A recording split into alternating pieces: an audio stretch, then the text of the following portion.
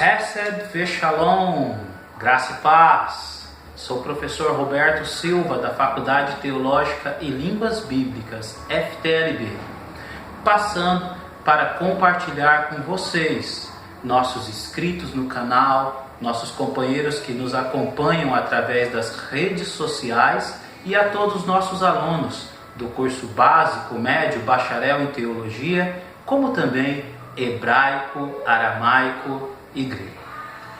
Queridos, nossa temática de hoje será uma temática muito interessante, entretanto, uma visão panorâmica de um assunto tão vasto: os filhos de Deus de Gênesis 6.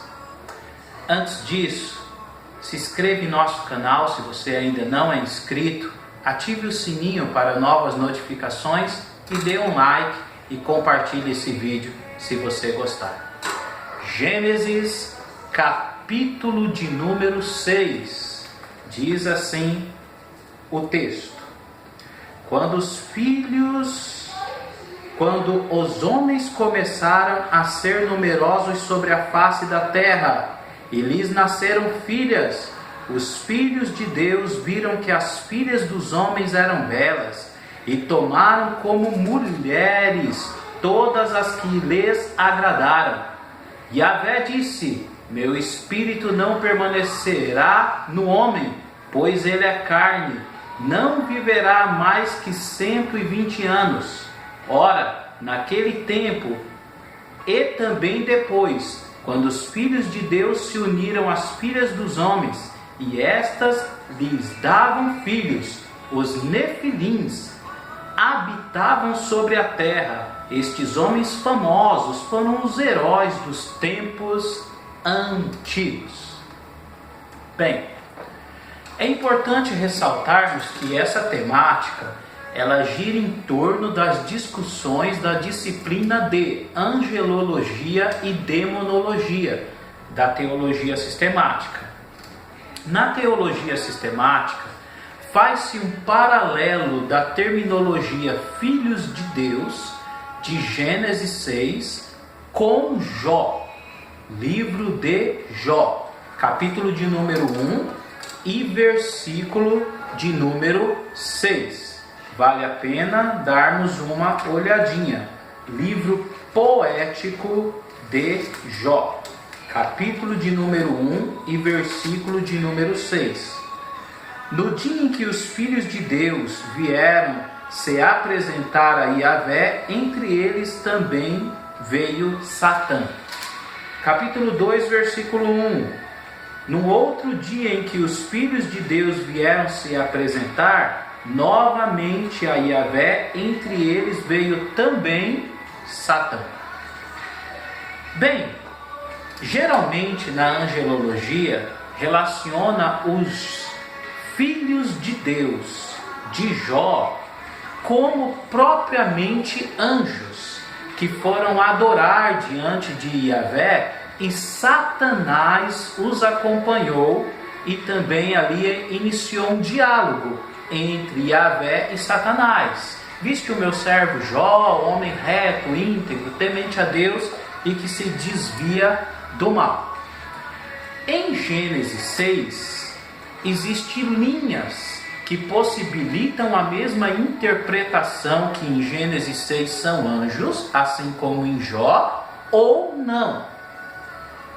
Visto que alguns preferem sugerir que em Gênesis 6 os filhos de Deus seriam homens da linhagem justa de Sete, e as filhas dos homens, as mulheres da linhagem de Caim.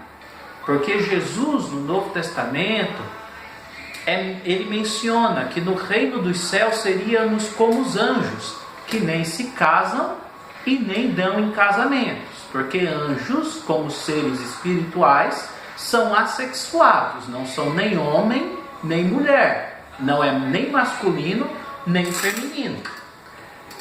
Bem, agora, queridos, é uma linha bem interessante, mas ela não fecha o assunto.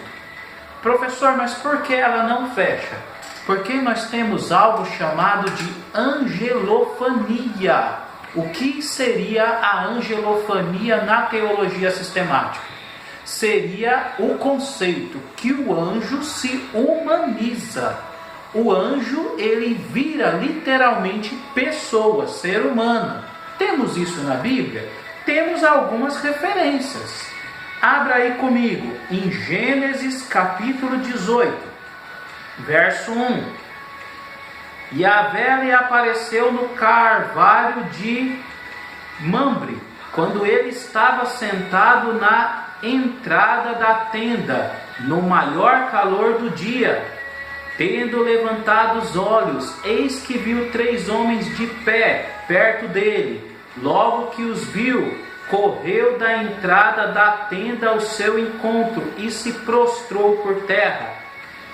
E disse: meu senhor, eu te peço, se encontrei graça a teus olhos, não passe junto de teus servos sem te deteres. Ou seja, no versículo 1 que diz que Yahvé apareceu, aqui nós teríamos uma teofania, tá? Porque seria uma ideia da aparição de Yahvé no Antigo Testamento, e ele não está sozinho, está acompanhado de mais 2 anjos, porque diz que 3 anjos apareceram. Mas no versículo 8, tomou também a coalhada, leite e o vitelo que preparara e colocou tudo diante dele. Permaneceu de pé junto dele sobre a árvore e eles comeram. Então, se eram anjos, eles não estavam com corpos espirituais.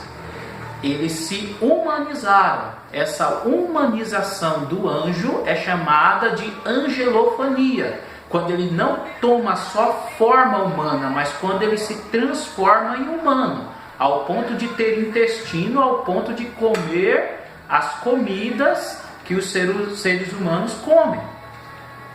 Gênesis 19, verso 1. Ao anoitecer, quando 2 anjos chegaram a Sodoma, Ló estava sentado à porta da cidade. Logo que viu, Ló se levantou ao seu encontro e prostrou-se com a face por terra.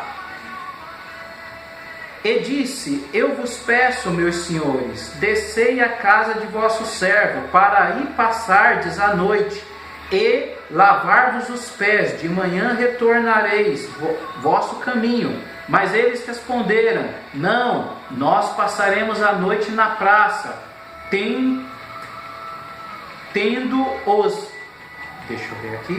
tanto os instou que foram para a sua casa e entraram. Preparou-lhes uma refeição, fez cozer pães asmos, eles comeram. Ou seja, em Gênesis 19, os anjos que foram visitar Ló para avisá-lo da destruição de Sodoma e Gomorra também comeram.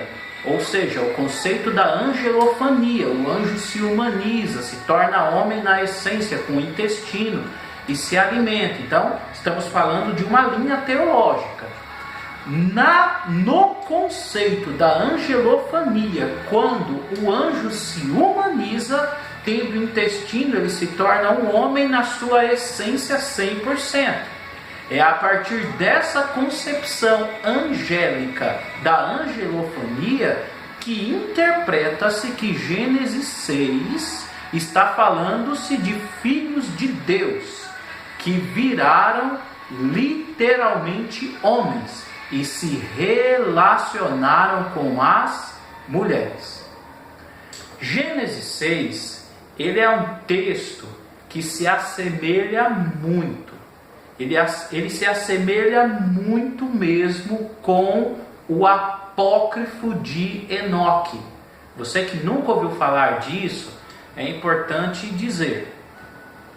Enoque etíope, o primeiro Enoque, foi uma literatura apócrifa encontrada no século XIX depois de Cristo, e os estudiosos dataram que essa produção foi escrita entre o século II antes de Cristo. Século II antes de Cristo, Estamos falando do chamado período intertestamentário. O que é isso?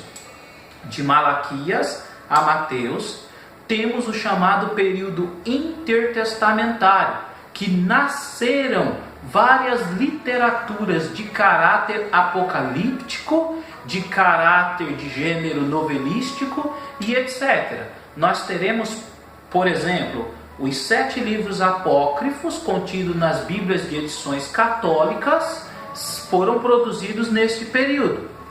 Também os livros inseridos na versão dos 70, a Septuaginta, os apócrifos, foram inseridos nesse período.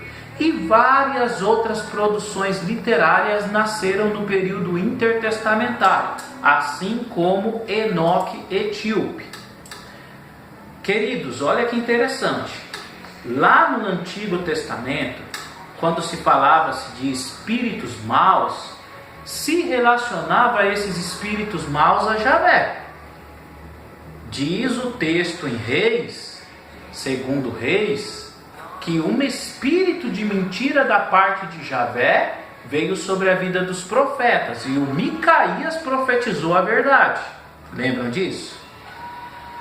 Um espírito mau da parte de Javé atormentava Saul. Mas como é isso, professor?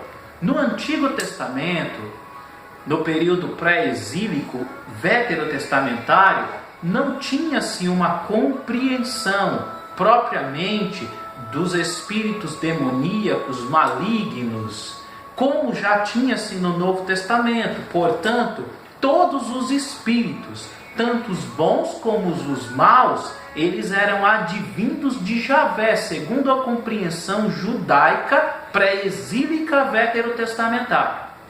Quando chega no período interbíblico, as coisas vão mudar. Por quê? Por causa da literatura enoquita e da tradição demonológica que virá após essa literatura.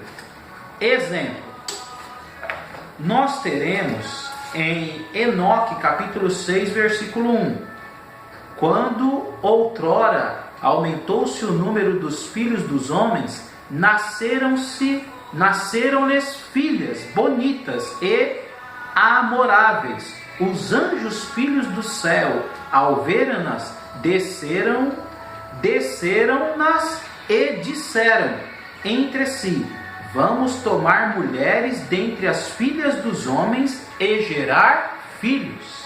Capítulo 7, versículo 1: todos os demais que estavam com eles tomaram mulheres, e cada um escolheu uma mulher para si.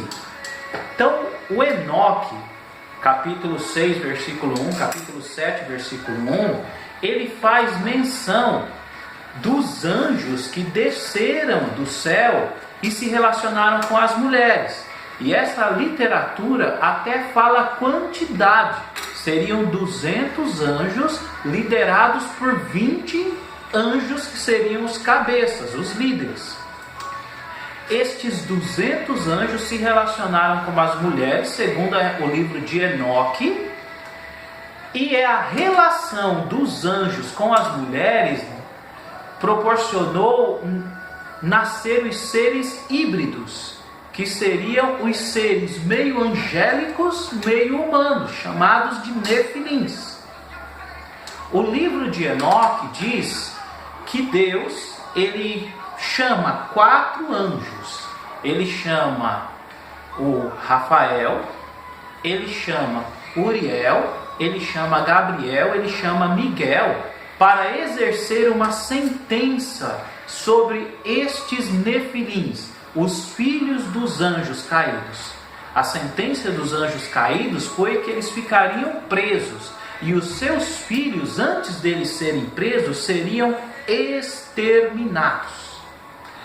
O Enoque, ele tem uma visão, e em uma das suas visões, ele tem visões, e em uma das suas visões, fala sobre a morte dos Nefilins, e os espíritos dos Nefilins que ficariam vagando. No capítulo 15, no versículo 5, diz assim: Os gigantes, porém, que foram gerados do espírito e da carne, serão chamados na terra de espíritos maus. Os nefilins, também conhecidos como gigantes, seriam chamados de espíritos maus. E olha que interessante no capítulo 16, no versículo 1 de Enoque. A partir dos dias da matança, do extermínio e da morte dos gigantes, quando os espíritos abandonarem seu corpo carnal, sem sofrerem julgamento e condenação, eles continuarão a agir daquela maneira perversa até o dia do grande juízo final. Ou seja, na visão do Enoque, ele vê que quando os nefilins são exterminados, os seus espíritos, eles vão ser chamados de espíritos maus, e eles continuarão fazendo maldades. Essas maldades, esses espíritos maus e essas maldades são retratadas no Novo Testamento através das possessões. Exemplo, Marcos, capítulo de número 5. Nós temos um exemplo disso. O canônico de Marcos, entre os sinóticos, seria o evangelho mais demonológico, que trabalha mais ideias de possessões. Então vamos lá. Marcos 5:1. Chegaram do outro lado do mar, a região dos Gadarenos. Logo que Jesus desceu do barco, caminhou ao seu encontro, vindo dos túmulos, um homem possuído por espíritos imundos, espíritos impuros, outras traduções, espíritos maus. Vocês conhecem, fala da legião, que era uma terminologia para 6.000 soldados romanos. Então diz que eram muitos espíritos maus sobre a vida do homem que morava em Gadara, o chamado Gadareno. Esses espíritos maus, na tradição judaica intertestamentária e neotestamentária, seriam propriamente os espíritos dos nefilins, ou seja, o espírito dos filhos dos anjos, que permaneceram na terra buscando corpos para habitar e exercer suas maldades. Bem, essa seria a outra linha demonológica da origem dos demônios. Vale a pena dizer, todas as aparições angelicais no veterotestamentário e no período neotestamentário nunca precisaram de possessão. Os anjos, eles nunca precisaram possuir corpos humanos para se relacionar, conversar ou trazer mensagens. Gabriel, para falar com Maria ou com Zacarias, não precisou um corpo de alguém. No Novo Testamento não existe possessões angélicas, existe possessões demoníacas. Portanto, nós temos essa outra linha de interpretação sobre as origens dos demônios, sendo eles espíritos vindo dos filhos dos nefilins, dos filhos dos gigantes. Fica aqui esse estudo para você, essa nova interpretação, talvez você não conhecia, sobre a origem dos demônios da matéria de angelologia e demonologia. Que Deus abençoe sua vida, e se você quer aprender mais sobre temas teológicos ou até mesmo das línguas bíblicas, hebraico, grego e aramaico, entre em contato conosco pelo telefone 970 98 42 32. Cursos online e presenciais, cursos à distância e presenciais conosco, através da Faculdade Teológica e Línguas Bíblicas FTLB. Deus abençoe sua vida e Shalom!